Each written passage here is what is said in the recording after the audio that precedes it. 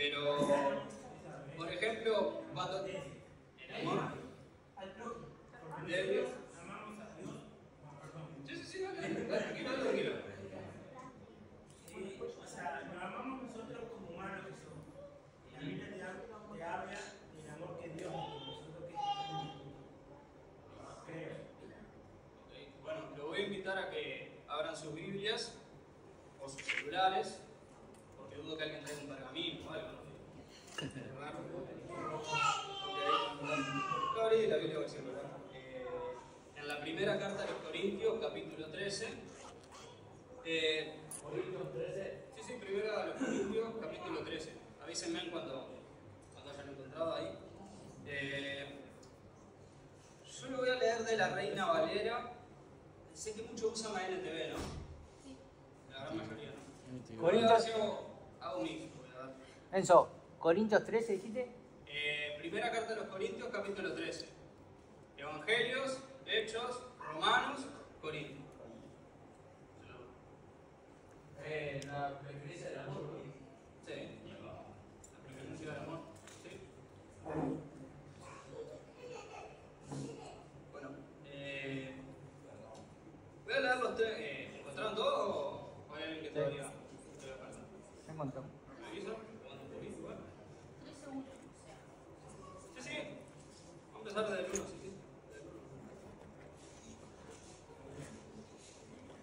Primero vamos a ver lo importante que es el amor para después ver qué es el amor. O cuáles son las características que tiene el amor. ¿Encontraron todos? ¿Sí? ¿Va? Bien. Bueno, Primera de Corintios, capítulo 13, versículo 1. Dice, si yo hablase lenguas humanas y angélicas y no tengo amor, vengo a ser como metal que resuena, o címbalo que retiñe. Y si tuviese profecía y entendiese todos los misterios y toda ciencia, y si tuviese toda la fe, de tal manera que trasladase los montes y no tengo amor, nada soy. Y si repartiese todos mis bienes para dar de comer a los pobres, y si entregase todo mi cuerpo para ser quemado y no tengo amor, de nada me sirve. Acá podemos ver que, obviamente Pablo no está hablando de manera literal, o sea, no es que él entendía absolutamente todo y que tenía toda la profecía, sino que está diciendo, si pudiese hacer todo eso, pero no tengo amor, no soy nada. En otras palabras, no me sirve absolutamente de nada. Y ahora podemos ver, por ejemplo, qué tan importante es el amor a tal punto que independientemente de lo que nosotros tengamos o de lo que nosotros hagamos, si no es el amor lo que nos mueve, prácticamente todo es en vano. O sea, es como que no vale nada, por decirlo así, de esa manera. Ahora, vamos a ver un poco lo que nos dice la Biblia acerca del amor. Voy a leer del 4 al 8. Dice, el amor es sufrido, es benigno, el amor no tiene envidia, el amor no es jactancioso, no se envanece, no hace nada indebido, no busca lo suyo, no se irrita, no guarda rencor, no se goza de la injusticia, mas se goza de la verdad. Todo lo sufre, todo lo cree, todo lo espera, todo lo soporta. El amor nunca deja de ser. Pero las profecías se acabarán y cesarán las lenguas y la ciencia acabará. Bueno, como decía al principio, yo lo estoy leyendo de la Reina Valera, sé que muchos lo estarán leyendo de la Nueva Traducción Viviente. Si vamos al versículo 4, por ejemplo, acá dice el amor es sufrido. Si alguien tiene la NTV me puede corregir, dice el amor es paciente y bondadoso. Ahí va. Acá podemos ver, tomando el paralelo de las dos versiones, como por ejemplo una versión dice el amor es paciente y otra dice el amor es sufrido. Podemos ver que dentro de esa paciencia que requiere amar está también el sufrimiento, también viene la impaciencia.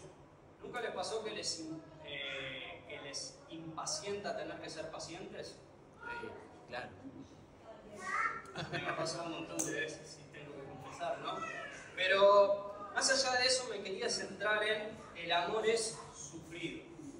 Y acá es un punto bastante interesante porque todo aquel que ama tiene que estar dispuesto a saber sufrir. ¿O acaso es posible amar a la gente sin sufrir por la gente? Es prácticamente imposible, ¿no? Imagínense, por ejemplo, bueno, nosotros como cristianos, la Biblia nos manda amar al mundo. Ahora, ¿podemos acaso amar al mundo y no sufrir por el mundo? Por las cosas que están pasando en el mundo, por cómo el mundo rechaza a Dios, por cómo la gente cada vez está más alejada y porque, bueno, lamentablemente también estamos viendo las consecuencias de que el ser humano, en su gran mayoría, ha decidido dejar a Dios de lado y, bueno, vivir conforme a su propósito y a su voluntad. Hay una famosa frase que quizás muchos de ustedes la habrán escuchado, que dice que cada uno es libre de tomar las decisiones que uno quiere, lo cual es cierto, porque la Biblia Dios nos da un libre albedrío, pero no vamos a ser libres de las consecuencias que esas decisiones nos van a traer. ¿Amén? Amén. Otra cosa que dice, voy a ver si cambio a la NTV para ponerme a la par de ustedes. Deme un momentito. Primera de Corintios 4. El amor es paciente y bondadoso. El amor no es celoso, ni fanfarrón, ni orgulloso, ni ofensivo. Estoy en el versículo 5. No exige que las cosas se hagan a su manera. En otras palabras, el amor no dice esto se tiene que hacer a mi manera, se tiene que hacer como yo quiero, se tiene que hacer conforme a mi conveniencia. No, se tiene que hacer a la forma que es. No se irrita ni lleva registro de las ofensas recibidas. Bueno, y acá también tengo que confesar, ¿no? Y probablemente usted se sentirá identificado, le habrá pasado con usted mismo o con otra persona, de que, por ejemplo, alguien te hace una ofensa, o vos le haces una ofensa a alguien, pedís perdón, pero la persona supuestamente te perdona o le perdonás, pero al poco tiempo, te acordás que vos hace tanto tiempo me hiciste esto y aquello, pero pará, ya no nos habíamos disculpado, yo no había quedado todo bien, y como que te sigue reclamando y te sigue reclamando por algo que hiciste hace vaya a saber cuánto tiempo, o incluso uno mismo a veces como que queda ofendido por algo que te hicieron hace mucho tiempo y va rencoroso, a pesar de que la persona ya te pidió perdón, a pesar de que la persona cambió, a veces como que todavía queda ese rencorcito de que, o cada tanto quiere como que salir, ¿viste? Eso de no, pero esta persona me hizo esto hace tanto tiempo, y como que cuesta, digamos, perdonar a esa persona que te hizo, repito, a pesar de que te haya pedido perdón, como que todavía eso te queda en la mente, pero no solo que te queda en la mente, sino que te queda en la mente y te queda en el corazón también, porque en la mente siempre te va a quedar, porque no lo vas a olvidar, el tema es que no te quede en el corazón. No se alegra de la injusticia, sino que se alegra cuando la verdad triunfa. En otras palabras, el amor no se goza en aquello que es injusto. El amor verdadero nunca te va a llevar a hacer algo que es injusto, a hacer algo que está mal, sino que el verdadero amor es aquel que siempre te va a guiar hacia la verdad. Nosotros conocemos la verdad, sabemos que Cristo es la verdad, que Cristo es el camino, es la verdad y es la vida, y que nadie puede llegar al Padre si no es a través de Él. Pero también la palabra de Dios nos dice qué es lo que está bien y qué es lo que está mal. Nosotros los creyentes no vivimos bajo el relativismo moral, por así decirlo. De que, bueno, yo pienso que esto está mal o yo pienso que esto está bien. En realidad nosotros sabemos por la Biblia lo que está bien y lo que está mal. Lo que tenemos que hacer y lo que no tenemos que hacer. La justicia y la injusticia. Voy a seguir. El amor nunca se da por vencido, jamás pierde la fe, siempre tiene esperanza y se mantiene firme en toda circunstancia. La profecía, el hablar en idiomas desconocidos y el conocimiento especial se volverán inútiles, pero el amor durará para siempre. Amén. Amén. El verdadero amor es un amor que dura 1 año, 2 años, 10 años, 15 años. El amor duradero hasta que la muerte nos separe, y aún más allá de la muerte, porque acá dice para siempre, ¿no? Amén. Aún en la vida eterna. Es algo que comienza desde ahora y que tiene como fin en la eternidad. Amén. Dice, el amor no se da por vencido. En otras palabras, no tira la toalla. No tira la toalla a mitad de camino. Jamás pierde la fe. Hoy estábamos hablando justamente, bueno, una de las palabras que mencionaron era la fe, ¿no? En el juego de pasapalabra, que la verdad que estábamos perdidos, que no sé, Tarzán en la ciudad, por decirlo de esta manera. El amor no pierde la fe. El amor siempre, siempre, y lo repito otra vez más, siempre tiene esperanza. El amor nunca pierde la esperanza. Nunca se desesperanza. Aunque las situaciones estén oscuras. Porque a veces atravesamos momentos, atravesamos situaciones,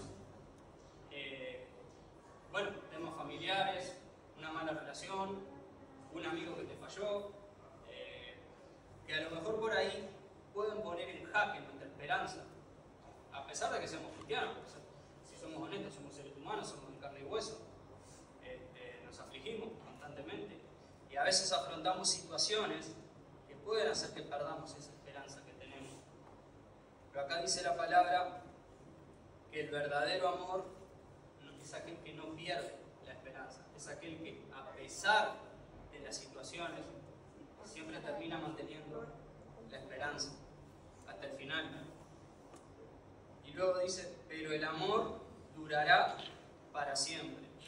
En otras palabras, como estábamos diciendo, no dura 1, no dura 5, no dura 10, no dura 15, sino que va a durar por siempre y para siempre, por decirlo de esta manera, hasta la eternidad. Ahora, cosas que por ejemplo pueden ser contrarias al amor y que pueden hacer, por ejemplo, que dejemos de amar o que nos alejemos de amar.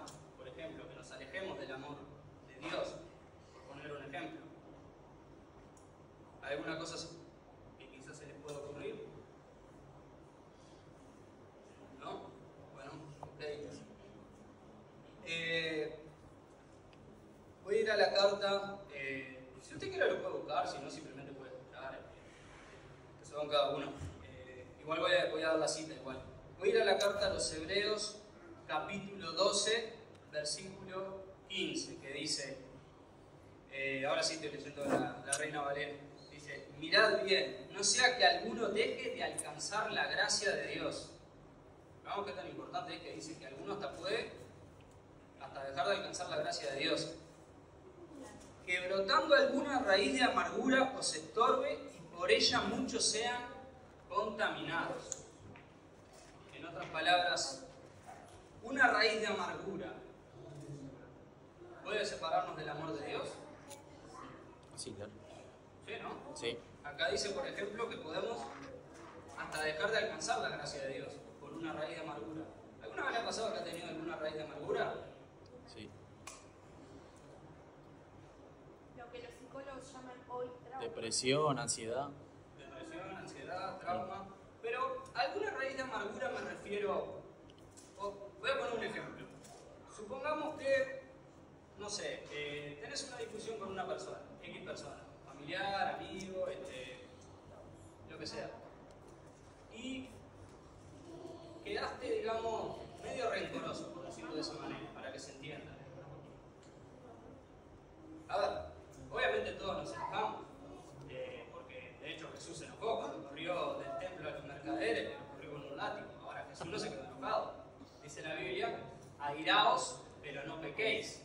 No se ponga el sol sobre vuestro enojo, ni deis lugar al diablo. En otras palabras, podemos enojarnos, pero ya el problema no es cuando viene el enojo en sí mismo, sino cuando ese enojo permanece en nuestro corazón, porque eso es lo que genera la raíz de amargura.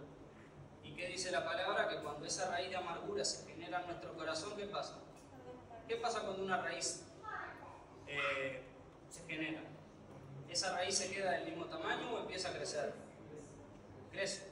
Entonces, si dejamos que una raíz, aunque sea pequeña, de amargura, quede en nuestro corazón, ¿qué va a pasar con esa raíz? Va a crecer. Y entonces nuestro corazón se va a llenar de odio, amargura, rencor, resentimiento, falta de perdón.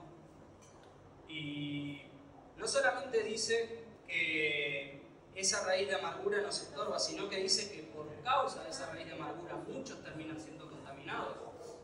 Porque, vamos a ser honestos, si uno tiene en su corazón, está lleno de amargura, está lleno de rencor, está lleno de odio, aunque a veces uno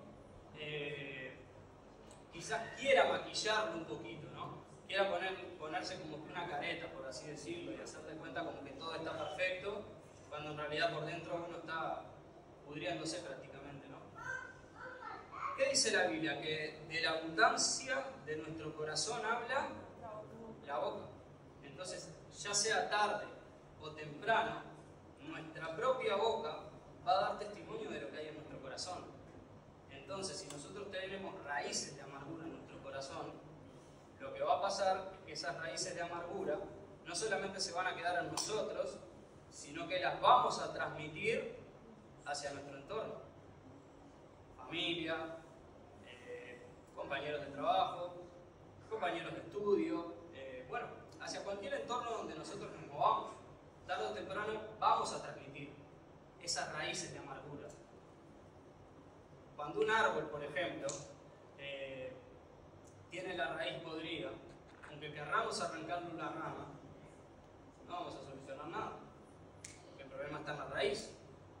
¿Amén? Amén. De la misma manera nosotros, si en nuestro corazón estamos llenos de amargura, aunque querramos maquillarlo, no vamos a poder solucionar nada, sino que lo que hay que hacer es atacar la raíz, arrancar la raíz, cambiar la raíz. Otra cosa que también es contraria al amor, por ejemplo, más allá de la amargura, la Biblia dice el miedo. ¿Alguna vez ha tenido miedo? ¿No? Qué valiente.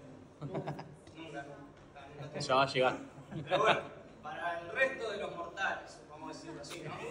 Para los que no somos ni Superman, ni Batman, ni Iron Man, ni Joel, ¿te has tenido miedo montones de veces? Digo, nada más a decirlo. Todos hemos tenido, ¿no? Y no es malo tener miedo en sí, porque a veces pensamos que tener miedo en sí es malo. El miedo es algo natural. Jesús tuvo miedo también. Jesús pasó por miedo, Jesús no quería morir. Hasta se lo solicitó al Padre. Le dijo, Padre, si es por mí pasa de mí esta copa. Él no quería morir. Pero no sea mi voluntad, sino la tuya. Jesús tenía miedo de afrontar lo que tuvo que afrontar. Entonces, el problema no se trata de tener miedo en sí. El problema es cuando ese miedo se apodera de nosotros y nos domina. Y no solamente nos domina, sino que el miedo, una de las cosas que hace es que paraliza a la persona. Una persona que vive con miedo es una persona que está totalmente neutralizada, porque el miedo nunca la va a dejar avanzar.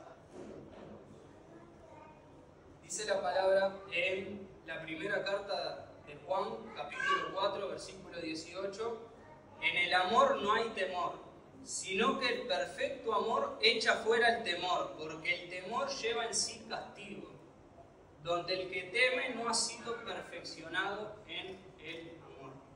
En otras palabras, si nosotros vivimos constantemente con miedo, repito, todos los seres humanos afrontamos miedos, pero si ya estamos en una situación en la que constantemente estamos aterrados, por decirlo de esa manera, es porque todavía no hemos sido perfeccionados en el amor de Dios, obviamente. Entonces, cuando vienen esas situaciones de miedo, justamente la mejor forma de combatir el miedo es con el amor de Dios, obviamente, con el amor verdadero, con el que acabamos de leer, en 1 Corintios 13. Si usted tiene falta de amor, mi hermano, usted puede agarrar y leer 1 Corintios 13 las veces que sea. Eso le va a ayudar bastante. Y voy a poner un ejemplo para que se entienda. Bueno, acá por ejemplo hay muchos que salen a evangelizar, ¿no? Y otros que quizás no salen a evangelizar, pero en algún momento, en alguna circunstancia, han evangelizado a personas, Sí. a sus familiares, Amistades. compañeros de trabajo, compañeros de estudio. Pero la pregunta a la que yo les voy a hacer es la siguiente, que a mí me ha pasado montones de veces, ¿no? Obviamente voy a confesar. ¿Alguna vez le ha pasado que ha tenido la oportunidad de evangelizar a alguien y por miedo o vergüenza, llámele miedo, llámele vergüenza, no se atrevió a hacerlo? Sí. A pesar de que tuvo la oportunidad. Repito, no estoy diciendo que vaya con un megáfono y un cartel y que no. Que usted entre en una conversación con una persona y usted vea que la conversación se presta para hablarle de Cristo, pero por temor no se animó a hacerlo. Sí. Entonces podemos ver cómo el miedo nos paraliza. El miedo, muchas veces, es lo que va a utilizar el enemigo para impedir justamente ese propósito que Dios tiene para con todos y cada uno de nosotros. Ahora, si nosotros, por ejemplo, nos perfeccionamos en el amor de Dios en nosotros, no nuestro amor, sino el amor de Dios en nosotros, va a hacer que podamos derribar esa barrera del miedo para justamente poder, en el ejemplo que acaba de decir, hablarle de Cristo a esa persona, porque va a ser más grande ese amor que uno tiene para con esa persona y de querer hablarle de Cristo para que se salve, que ese temor o esa vergüenza que yo puedo tener a hablarle a esa persona. Entonces el amor es lo que justamente hace que podamos romper con esas barreras del miedo que todos tenemos y que todos, a un ojo, en algún momento las vamos a afrontar porque somos seres humanos. Es así, todos pasamos por miedo, todos pasamos por situaciones que ponen en jaque nuestra fe. El tema no es pasar por la situación en sí, sino cómo encaramos la situación en sí. Dice la palabra repito, yo cito los versos, que si lo quiere lo busca, si no, no. Dice: amados, amémonos unos a otros porque el amor es de Dios.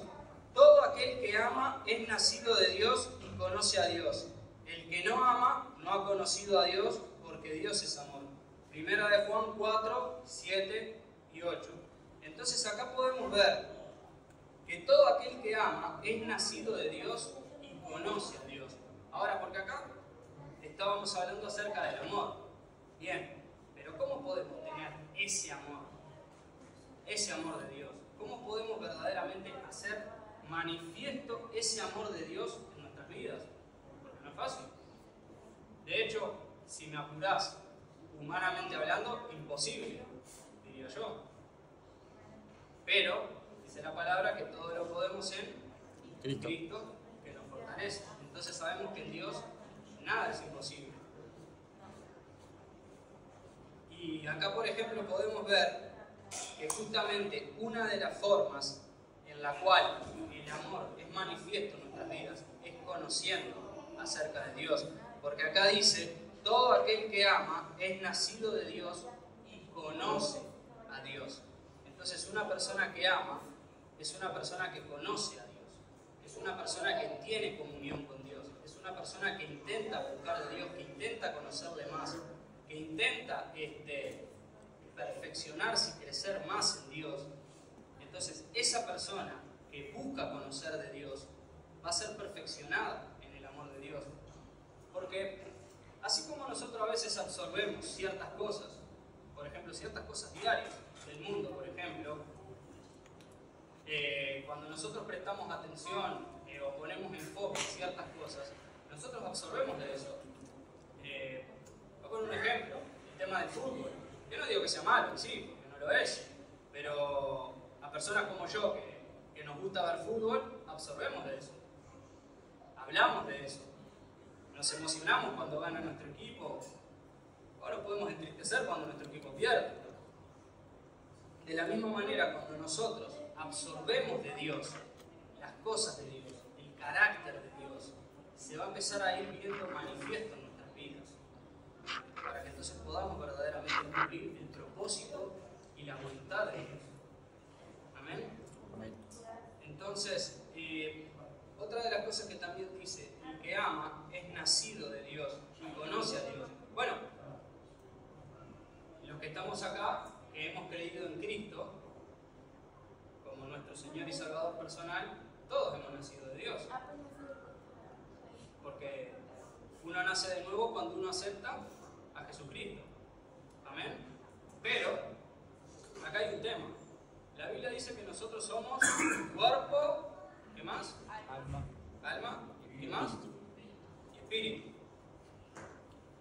La Biblia dice que el que no naciere del agua y del espíritu. O sea que cuando nosotros nacemos de nuevo, ¿de qué nacemos? De agua y espíritu. Pero entre cuerpo, alma y espíritu, después nacemos. Espíritu. Espíritu. Amén. Nosotros nacemos del espíritu. Nuestro cuerpo sigue estando igual, sigue teniendo los deseos pecaminosos, sigue amando la carne.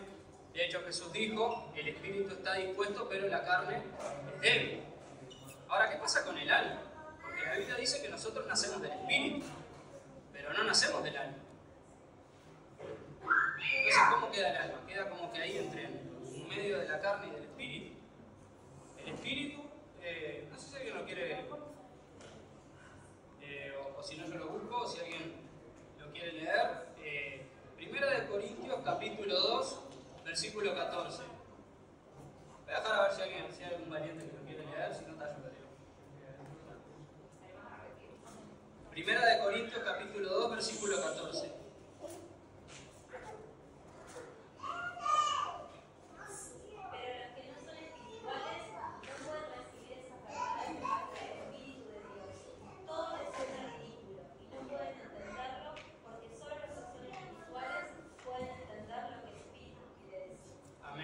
Que solo los espirituales pueden entender las cosas que son de Dios, porque nosotros, los seres humanos, no tenemos la capacidad para entender las cosas que son de Dios.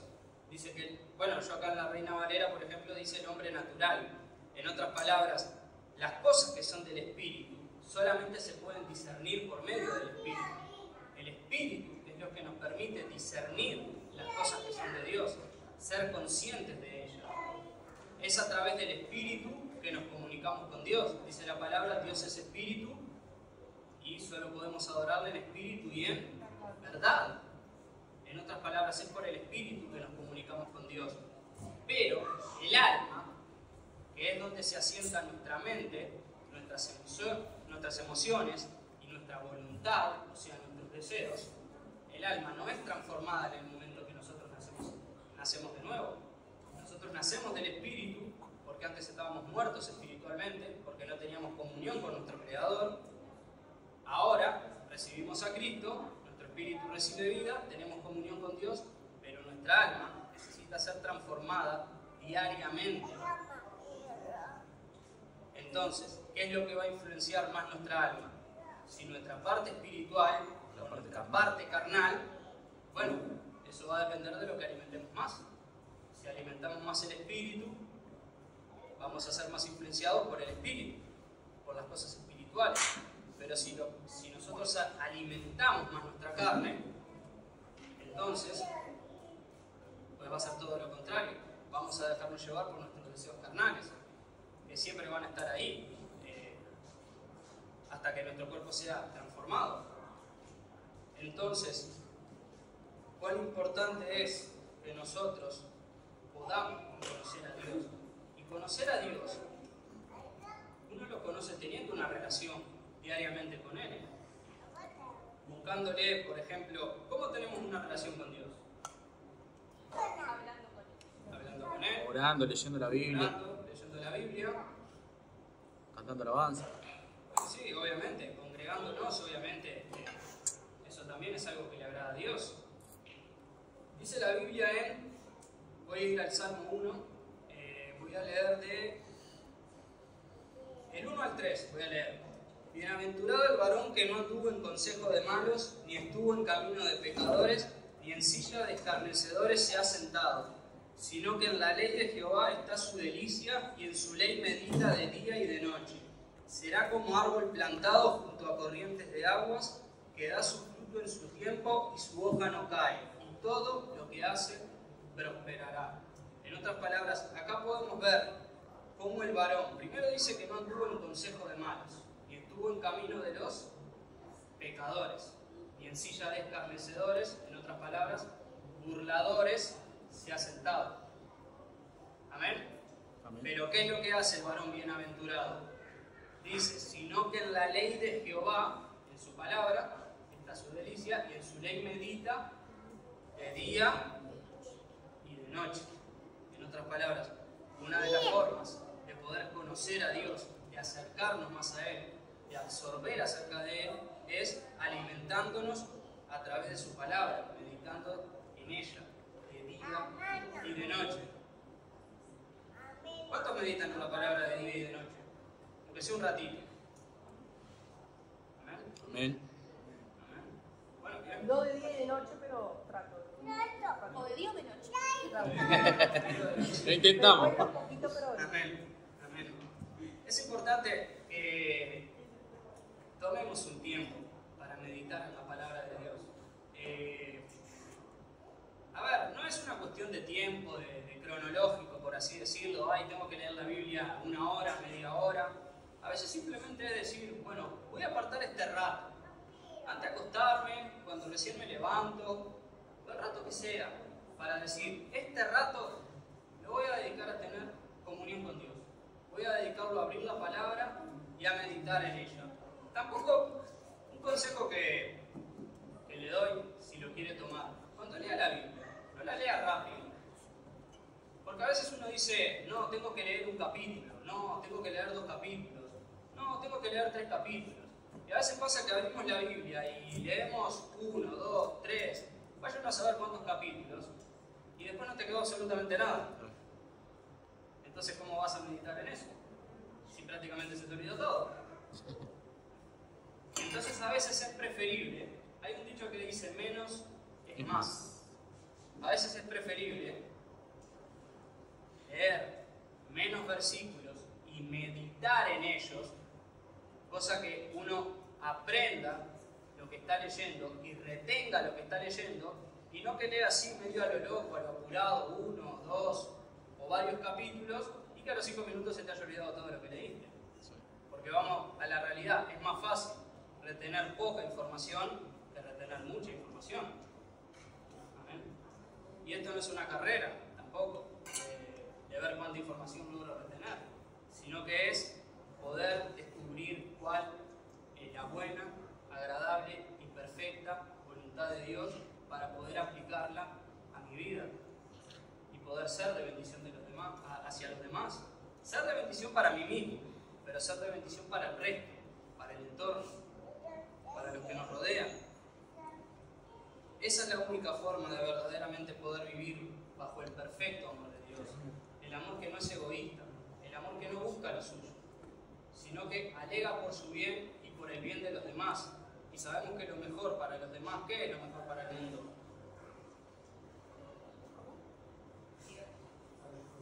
Que conozcan a Dios, a Cristo. Amén. Y poder nosotros ser un testimonio de ello. Porque a veces nosotros podemos testificar a Cristo sin tan siquiera hablar. A veces. A veces uno, por ejemplo, en medio de su trabajo, no abre la boca. A lo mejor por ahí ni siquiera saben que sos cristiano, pero ven algo diferente en vos. Ven algo que no ven en otras personas. Che, este no lo oigo decir malas palabras. Che, este no se enoja fácilmente.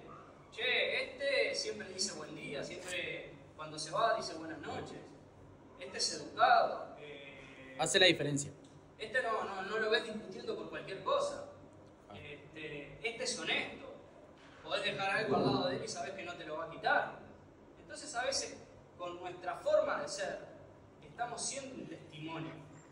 Y eso es lo que verdaderamente va a generar ese impacto en las personas para que verdaderamente puedan venir y conocer acerca del amor de Cristo.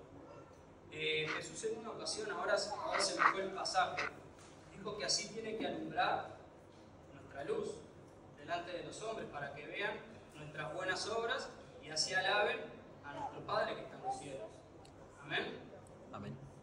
Entonces, ¿cómo podemos perfeccionarnos en el amor de Dios para echar fuera cualquier tipo de temor, cualquier tipo de amargura, cualquier tipo de cosa que en nuestro corazón nos haya dañado, nos esté estorbando, nos esté de alguna manera impidiendo poder acercarnos más a Dios y poder hacer su voluntad? ¿Cómo nos podemos perfeccionar en ese amor? Con la palabra, justamente conociendo más a Dios. Vuelvo a citar 1 de Juan 4, 7 y 8. Amados, amémonos unos a otros, porque el amor es de Dios. Todo aquel que ama es nacido de Dios y conoce a Dios. No se puede amar a Dios si no lo conocemos. Tenemos que conocerlo para poder amarlo. Y una vez que amemos a Dios, Dios nos va a dar la capacidad para poder amarlo a Él por sobre todas las cosas y para poder amar a nuestro prójimo como a nosotros mismos. Porque sí, también tenemos que amarnos a nosotros mismos. Porque si no somos capaces de amarnos ni tan siquiera a nosotros mismos, ¿cómo vamos a ser capaces de amar a alguien más? ¿No? Amén. Amén. Y podemos ver que en esos dos mandamientos Jesús dijo que se resumía toda la ley y los profetas. Ni siquiera citó los 10 mandamientos, mucho menos citó los 613, sino dijo: amen a Dios con toda su mente, con todas sus fuerzas, con toda su alma, en otras palabras, con todo su ser, y amen a su prójimo como ustedes mismos. Así que bueno, en esta noche yo les animo a que, bueno, sé que muchos leen la palabra, pero sé que a veces también cuesta, porque los entretenimientos a veces juegan su papel también, para que no leamos la Biblia, para que no busquemos a Dios en oración, a veces nos mantienen demasiado ocupados, cosas que, ojo, a veces no son malas en sí mismas, porque a veces no es que todo tiene por qué ser malo, pero a veces le prestamos demasiado tiempo a cosas que en sí mismos no son malas, pero que si le damos tanto tiempo nos terminan robando nuestra comunión con Dios y entonces terminan siendo malas para nosotros mismos. Ejemplo, voy a ponerme a mí como ejemplo, ¿no? Bueno, ya que puse el ejemplo del fútbol, a mí me gusta ver fútbol. Ahora, ¿es malo sentarse a ver un partido de fútbol? Claro que no. Pero ¿qué pasa si yo me la paso todo el día viendo fútbol y no abro la Biblia? ¿Amén?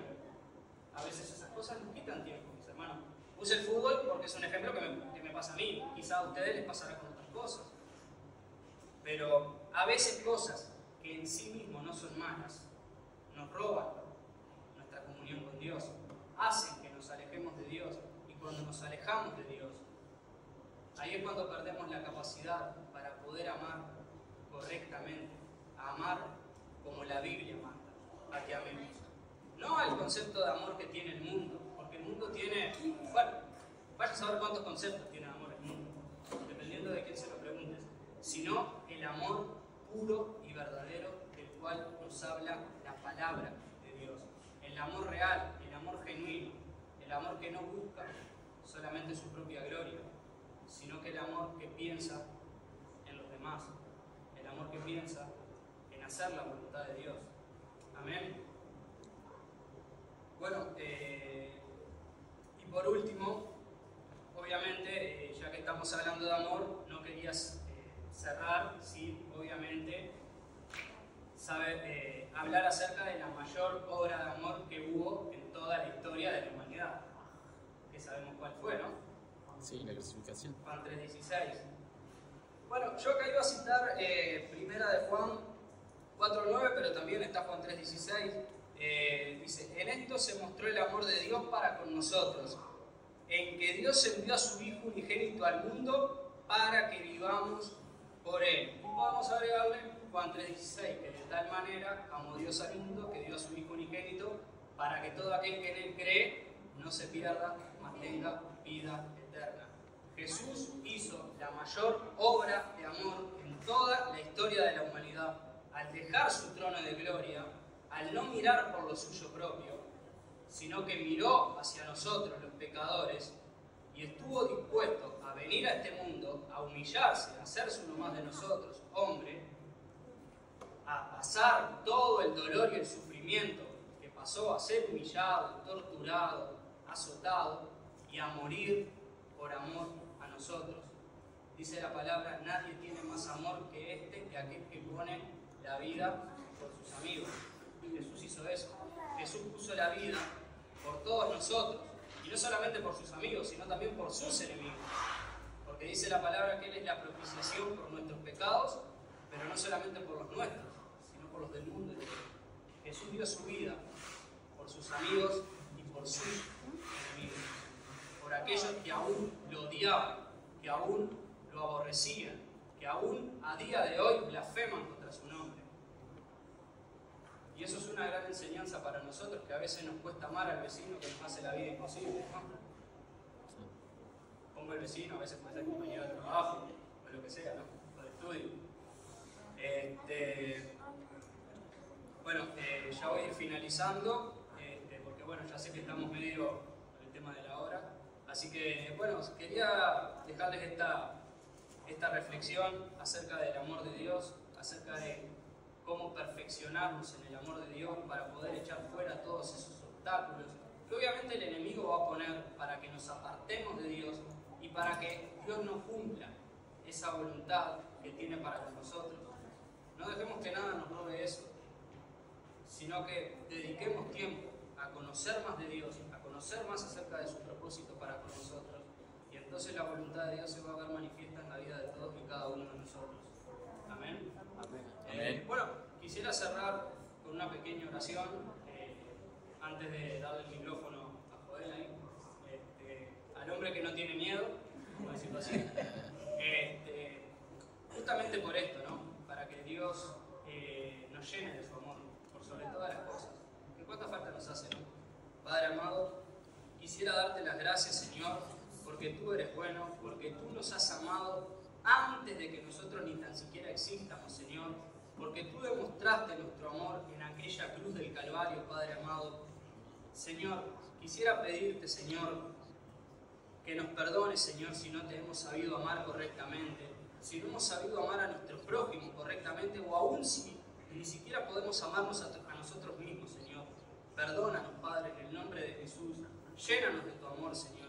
Llénanos de tu paz, Señor, para que verdaderamente tú puedas echar fuera todo temor que haya en nuestro corazón, Señor, toda herida, Señor, que haya en nuestro corazón, que de alguna manera se nos haya ocasionado y que quizás incluso a día de hoy, siendo cristianos, sigue abierta, Señor, y no hemos podido sanar y no nos hemos podido recuperar, Señor. Llénanos de tu amor, Señor, cicatriza esa herida con tu amor, Señor, para que verdaderamente podamos estar llenos de tu amor y ser testimonios acerca de ti, Señor, no solamente con nuestra boca, Señor, sino que verdaderamente podamos ser testigos fieles de ti en acciones, Padre amado, en el nombre de Jesús. Te pido que bendigas a todos y cada uno de los hermanos que están aquí, Señor, y también a los que no pudieron venir, Señor. Te pido que los bendigas, Señor. Te pido que te lleves toda carga que haya en sus mentes y sus corazones, Señor. Toda falta de paz, Señor, toda falta de esperanza, todo miedo, Señor.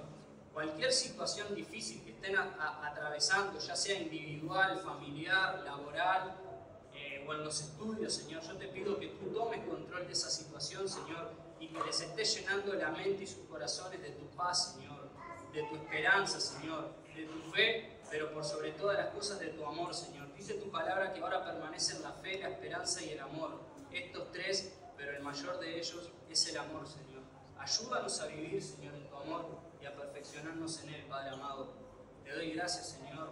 Gracias, Padre, porque tú eres el Rey de Reyes y Señor de Señores, el que vive por siempre y para siempre. A ti sea la gloria, la honra y el honor por los siglos de los siglos. nombre poderoso de Jesús. Amén y amén. Amén.